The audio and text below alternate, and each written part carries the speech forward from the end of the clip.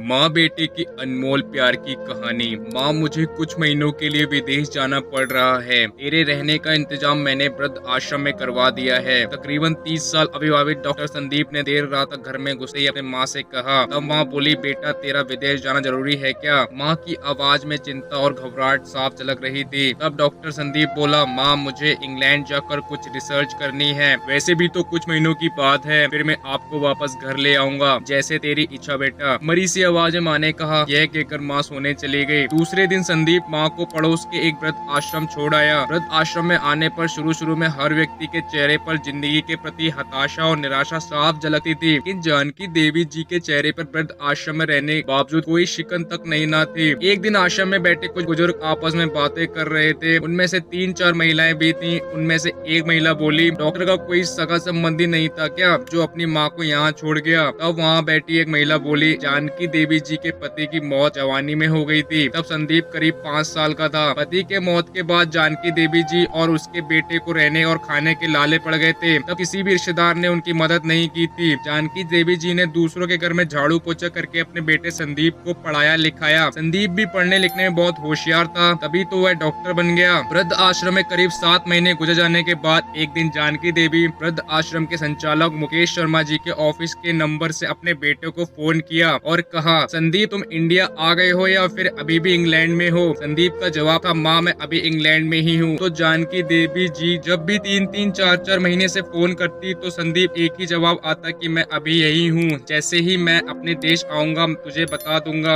इस तरह समय गुजरता गया और 2 साल गुजर गए। अब तो वृद्ध आश्रम के लोग भी कहने लगे कि देखो कैसा चालाक बेटा निकला, कितने धोखे से अपने माँ को यहाँ छोड़ गया। तभी आश्रम का एक अन्य बुजुर्ग बोला, मुझे तो नहीं लगता कि डॉक्टर कोई विदेश गया है, वह तो बुढ़िया से छुटकारा पाना चाह रहा था। तभी किसी और एक बुजुर्ग ने कहा, मगर वह तो शादीशुदा भी नहीं था, फिर होगी कोई गर्लफ्रेंड जिसने कहा होगा पहले माँ के रहने का अलग इंतजाम करो तभी मैं तुमसे शादी करूंगी। 2 साल आश्रम में रहने के बाद जानकी देवी जी को अपनी नियति का पता चल गया। बेटे का गम उन्हें अंदर ही अंदर खाने लगा। वह पूरी तरह टूट गयी। 2 साल आश्रम में और रहने के बाद एक दिन जानकी देवी जी की मौत हो गई। उनकी मौत पर आश्रम के लोगों ने आश्रम के संचालक शर्मा जी से कहा, इसकी मौत की खबर इसके बेटे को तो दे दो, हमें तो नहीं लगता कि वह विदेश गया होगा, वह होगा यहीं कहीं अपने देश में। तभी शर्मा जी बोले, इसके बेटे को मैं कैसे खबर करूं, उसे मरे तो 3 साल हो गए। शर्मा जी की यह बात सुनकर वहाँ उपस्थित सभी लोग हैरान रह गए। तभी उनमें से एक बोला, अगर उसे मरे 3 साल हो गए तो जानकी देवी जी मोबाइल पर बात कौन करता था? तब शर्मा जी बोले, वह मोबाइल तो मेरे पास है जिसमें उनके बेटे की रिकॉर्डिंग की गई आवाज है। एक बुजुर्ग ने पूछा, पर ऐसा क्यों? तब शर्मा जी बोले, करीब 4 साल पहले जब संदीप अपनी माँ को यहाँ छोड़ने आया था तो उसने मुझसे कहा कि शर्मा जी मुझे ब्लड कैंसर हो गया है और डॉक्टर होने के नाते यह मैं अच्छी तरह जानता हूँ कि इसकी आखिरी स्टेज में मुझे बहुत तकलीफ होगी, मेरे मुंह और मेरे मसूड़ों से खून भी आएगा। मेरी यह तकलीफ माँ से देखी ना जा सकेगी, वह तो जीते जी मर जाएगी। मुझे तो मरना ही है, पर मैं नहीं चाहता कि मेरे कारण मेरे से पहले मेरी माँ मरे। मेरे मरने से पहले 2 कमरों का हमारा छोटा सा फ्लैट और जो भी घर का सामान आदि है वह मैं आश्रम में दान कर दूंगा। यह दास्तां सुन आश्रम के सभी लोगों की आंखें नम हो गयीं। जानकी देवी जी का अंतिम संस्कार आश्रम में ही कर दिया गया। उनके अंतिम संस्कार में शर्मा जी ने आश्रम में रहने वाले बुजुर्गों के परिवार वालों को भी बुलाया। माँ बेटे के इस अनमोल प्यार और अटूट दास्तां का कुछ लोगों पर इतना असर हुआ कि कुछ बेटे अपने बूढ़े माँ बाप को वापस घर ले गए। उम्मीद करते हैं कि आपको ये कहानी माँ बेटे के अनमोल प्यार की कहानी जरूर पसंद आई होगी। अगर कहानी पसंद आए तो इसे अपने दोस्तों के साथ शेयर जरूर करिएगा। वीडियो अच्छी लगी हो तो वीडियो को लाइक करो और चैनल को सब्सक्राइब करो। दोस्तों ऐसी वीडियो बनाने के लिए बहुत मेहनत लगती है।